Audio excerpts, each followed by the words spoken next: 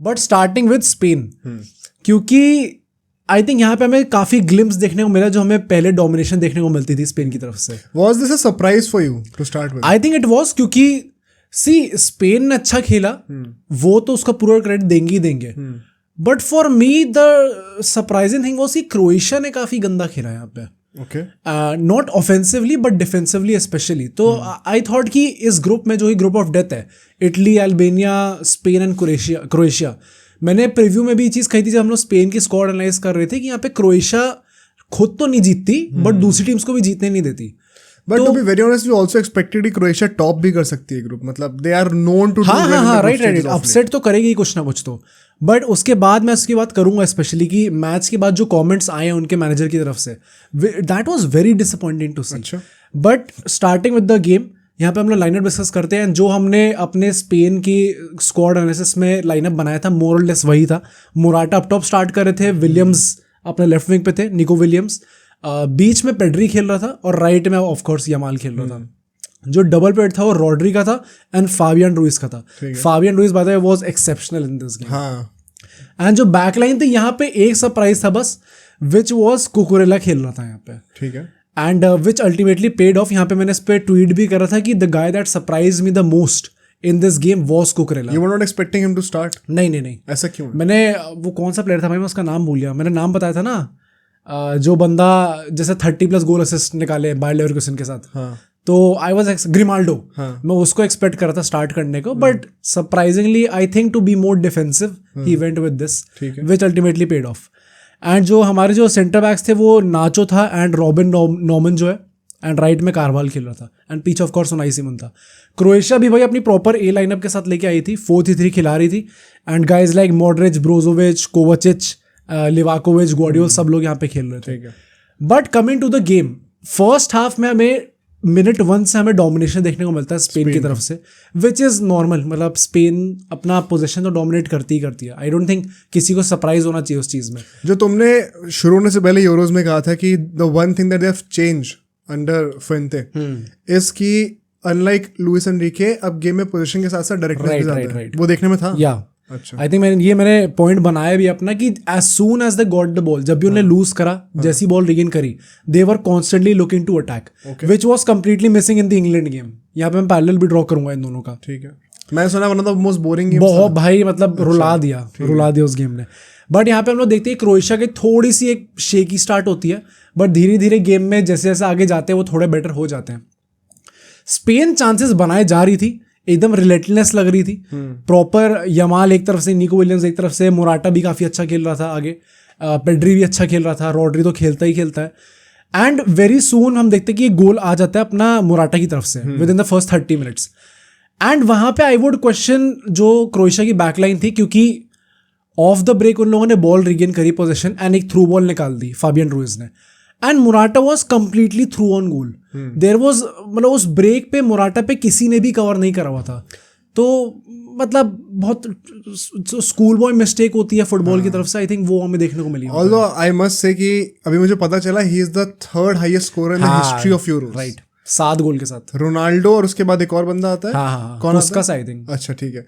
And फिर third number पे Morata है. राइट. एंड हम लोग डिस्कस कर रहे थे प्रीव्यू के टाइम पे भी बिफोर द यूरोस कि कैसे Spain has a problem of number 9 कि उनके पास एक प्रॉपर सर्टिफाइड फिनिशर नहीं है.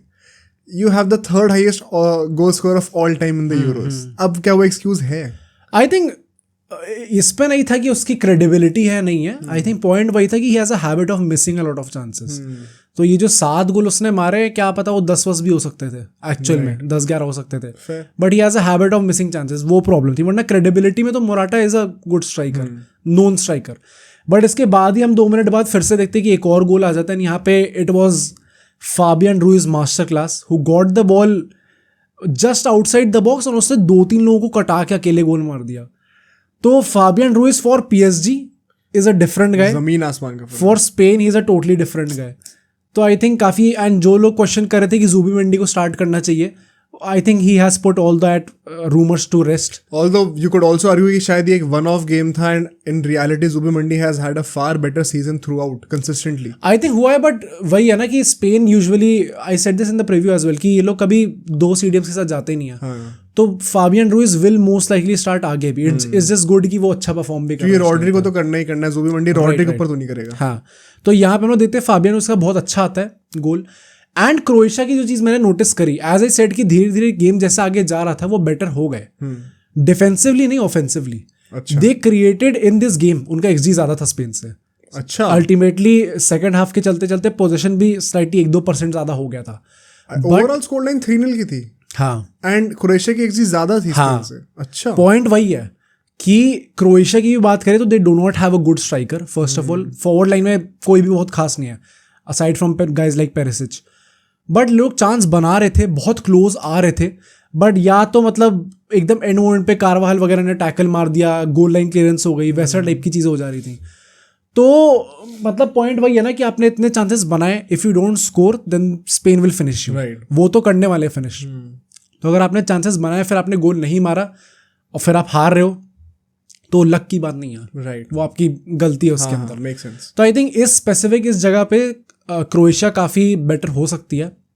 And what I notice and I also tweeted about this कि जो अभी क्रोएशिया की मिडफील्ड है, कोवाचिच, अपना मॉड्रिच और ब्रोजोविच की.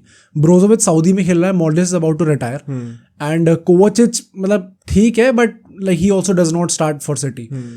तो जो मिडफील्ड हमें एक टाइम पे एकदम वर्ल्ड क्लास दिखती थी, not that top tier anymore. हाँ, मतलब एजिंग मिडफील्ड है. क्वालिटी है डेफिनेटली, क्योंकि एजिंग अगर नहीं भी है तो वो वही, या तो स्टार्टर्स नहीं है अपने क्लब्स में, या तो क्लब्स इतने अच्छे नहीं है. हाँ, मतलब आई थिंक कि चांसेस बना रहे थे, that is a testament to their quality कि चांस बना रहे थे. But off the break against a young midfield like Spain, specifically Spain ने इतने स्मार्टली ये चीज़ करी. पहली बात तो यंगस्टर्स है सारे, so they obviously had more work rate in them. Secondly guys like Yamal and Musiala कह रहा हूँ, यमाल एंड निको विलियम्स, ये प्लस पेड्री जो है जो आगे के 3 फॉर्म कर रहे हैं, ये तीनों मिडफील्ड में आते हैं. और प्लस आपके पास वो बैक 2 भी है. राइट. तो वो 5 लोग जो है वो इनको आउट नंबर कर ही देते हैं. तो आपके पास यंगस्टर के पास वर्क रेट भी ज्यादा है, प्लस वो आउट नंबर भी करते हैं. मिडफील्ड में नंबर ज्यादा ऐड हो जाते हैं. या so I think for that reason Croatia struggled a lot यहाँ पे. How was Pedri? Pedri was decent, मतलब not that good. I think the first half में the guy that stood out was Fabian Ruiz, and second half में it was Yamal. So it is a good news for Barcelona fan either way, क्योंकि Yamal ने second half में जो करा it was crazy भाई, मतलब लिटाया उसने legit लोगों को. But इसके बाद हम लोग चलते हैं अपने second half पे, and before we go to the second half, I will just say कि ये जो क्रोएशिया की ट्रांजिशन वाली प्रॉब्लम आ रही है, आई थिंक ये आती रहेगी. इस यूरो में तो इट इज इम्पॉसिबल नाउ कि वो चेंज कर सकते हैं इस चीज को, क्योंकि it is what it is. Players उतने ओल्ड हो चुके हैं. I think it is also very fair because ये जो गोल्डन जनरेशन सपोजिटली क्रोएशिया की है, ये 2018 से चलती हुई है, जब फाइनल से पहली बार पहुंचे थे, और 6 साल हो चुके हैं उसको. तो नेचुरली उस टाइम पे शायद वो अपने प्राइम पे भी होंगे, या फिर उससे कुछ साल पहले के भी होंगे. तो now most of them are past their primes. Even 2022 World Cup में I think most people were not counting them, and still they ended up in the semifinals. वो अपने आप में एक बहुत बड़ी ओवर परफॉर्मेंस थी. But why they lost to Argentina, and in the way they lost to them, जिस तरीके से वो एकदम ही आउट क्लास हो गए थे, it was a clear sign कि अब वो चीज निकलते जा रही है. आई थिंक वही चीज हमें शायद देखने को मिली है. नाउ सेकेंड हाफ में आई थिंक बहुत early on in the second half Croatia को बहुत अच्छा चांस मिला था, एंड कुछ ऐसा हुआ था कि मतलब ईजी चांसेस मिस कर दे रही थी क्रोएशिया बहुत ज़्यादा. ठीक है. तो जो फर्स्ट हाफ मैंने कहा, सेकेंड हाफ में it kind of got verse. And एक बहुत इंपॉर्टेंट इवेंट आया था जब पेनल्टी मिल जाती है क्रोएशिया को, एंड उनका जो स्ट्राइकर था पेटकोविच, उसको फाउल कर देता है Rodri, and it was a close red. हो सकता था कि रेड हो जाए, बट येलो कार्ड में उसे छोड़ दिया. ठीक है. तो उसे पेनल्टी मिलती है, वो पेनल्टी सेव कर लेता है अपना जो उनाई सिमोन है, एंड वो रिबाउंड होकर पेरिसिच के पास आती है. पेरिसिच क्रॉस डालता है and Petkovic of side position पे होता है. गोल मार देता है बट ऑफ साइड होता है. सो उसके चक्कर में वो गोल भी चौक ऑफ हो जाता है. सो एक जो कॉन्सोलेशन गोल वाली चीज़ कह सकते थे वो भी हट जाती है. एंड जो तीसरा गोल आया था वो कारवाल की तरफ से आया था, जो कि क्रॉस के आया था, जो कि यमाल ने क्रॉस डाला था. And again it was a very good set please play, जो कि आई थिंक ट्रेनिंग ग्राउंड में लोग प्रैक्टिस करते हैं ऐसा टाइप के. टिपिकल वैसा था. क्रॉस बहुत अच्छा था यमाल का. एंड सेकेंड हाफ में जो मैंने कहा ना, यमाल की परफॉर्मेंस वॉज मतलब I think as a Madrid fan also I have just nothing but respect for that guy. 16-17 साल का वो बंदा है, मुझसे 5 साल छोटा है, and he is performing like that for his country. बोलो उसने लेजिट ऑन द ब्रेक लिटाया है क्रोएशिया के प्लेयर्स को. अच्छा. तो very positive signs for Yamal and was he the best player of the game for Spain? I think first half में तो I would still say Fabian Ruiz था, but second half proper Yamal show. अच्छा, उसने right wing से पूरा बर्बाद कर दिया. मैन ऑफ द मैच मिला किसको ultimately? I think man of the match उसको मिला है, कारवाल को मिला है. अच्छा, कारवाल भी भाई मतलब रिलेवेंसी मेंटेन करे हुआ है अपनी, प्लस गोल भी मार दिया. तो आ जाती है चीज. बट आई थिंक ओवरऑल अगर हम लोग बात करें तो जो मेन पॉइंट आएगा, जो मैंने पहले बात करी थी कि इनके जो मैनेजर ने जो उल्टी सीधी चीज बोली, 60th मिनट पे क्रोएशिया ने मॉड्रिच को सब कर दिया, कोवाचिच को सब कर दिया. एंड आई वाज लाइक कि क्यों करा है भाई सब, मतलब ये आपके मेल प्लेयर्स हैं, इनको आपने कैसे सब कर दिया. आई वॉज होपिंग कि कुछ उल्टा आंसर निकले, कुछ पॉजिटिव निकले, बट उनके मैनेजर ने आके कहा the game was already done and हमें 2 और मैचेस खेलने हैं अभी. 2-3 और मैचेस खेलने हैं, हमें उस पर फोकस करना है. सही में? हाँ. क्या? और भाई ये मॉड्रिच के साथ करो जो कि रियल मैड्रिड से खेलता है, और वो वहां पे भी वो चारा की स्टार्ट कर रहा है. And he is known for the fact कि उसकी मेंटालिटी वही मैड्रिड वाली है ना कि ये 3 गोल डाउन में है तो 4 मार देंगे भाई. राइट. ऐसे बंदे को तुम 60th मिनट पे निकाल रहे हो. निकाल दिया. एंड पॉइंट वही है कि आप ग्रुप ऑफ डेथ में हो. मतलब it is not even sure कि आप 2 टॉप 2 में आ जाओगे. राइट. उसमें आपने 60th मिनट पे बस गेम छोड़ दिया हाथ से. That was very surprising. I think regardless of group of death में हो या ना हो, you have no right to believe कि अब आप जीत ही नहीं सकते और पहले गिव अप कर दो. अगर आप अपनी कंट्री को रिप्रेजेंट कर रहे हो तो you have to fight till the end. Right. ये तो बहुत ही अनप्रोफेशनल लगा मुझे. And I think वही ना क्रोएशिया का जो आइडियल्स होते हैं, जो जिस प्रिंसिपल्स पे बेस्ड है टीम, 2018 से हम देखते आ रहे कि लाइक वो अगेंस्ट दी ऑड्स जाते हैं. हाँ. वो थोड़ा like they punch above their weight. तो उन लोगों ने इतनी जल्दी गिव अप कर दिया. I think that was very surprising to see for me. And I hope कि आगे चीज़ ना हो अल्टीमेटली. आगे रूम भी नहीं बचेगा मोस्ट प्रोबब्ली. तो आई थिंक इसकी तरह से स्पेन जो है अपना एक थोड़ा विंटेज परफॉर्मेंस लेके आती है. And again as we discuss in the उनकी स्क्वाड एनालिसिस में कि थोड़ी यंग टीम है. राइट.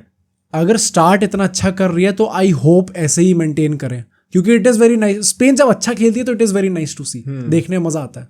तो आई होप ये कंटिन्यू करते हैं इस फॉर्म को. Do you think border line sealed now कि मतलब वो टॉप 2 में तो फिनिश करने ही वाले फॉर श्योर? क्वालिफिकेशन तो अब कंफर्म हो ही गया. आई थिंक एक बहुत बड़ी टीम के अगेंस्ट उन लोगों ने निकाल लिया रिजल्ट. तो अल्बानिया के अगेंस्ट तो आई होप निकाल ही लेंगे. एग्जैक्टली. तो 2 तो 6 पॉइंट तो ऐसे ही उनके हो जाएंगे. एंड अगेंस्ट इटली भी यू कैन फेवर कि भाई निकाल सकते हैं. मैं कह रहा हूँ हार भी गए तो भी 3 में से 2 मैच तो जीतते रहे. राइट. आई थिंक ये स्टार्टिंग वाला मैच ही दोनों कंट्रीज के लिए डू और डाई मैच था. तो जो भी जीत गया I think they have more और लेस कंफर्म नाउ. हां, सेकंड टॉप 2. ऑल्दो ऐसा नहीं है कि क्रोएशिया थर्ड आके क्वालीफाई नहीं कर सकती. वन सेकंड यूरो का वो हैक है वहां पे. बट हाँ, मतलब स्पेन के लिए बहुत बड़ा पॉजिटिव है. जिस तरीके से डोमिनेट करा वो बहुत बड़ी बात है. अब सोचो अगर ये क्लिप इतनी बढ़िया थी तो पूरा का पूरा पॉडकास्ट कितना बढ़िया होगा. तो अगर आपको इसी क्लिप का पूरा पॉडकास्ट देखना है तो यहाँ पे क्लिक करिए, और अगर आपको ऐसे ही और क्लिप्स बिंज वॉच करनी है तो यहाँ पे क्लिक करिए.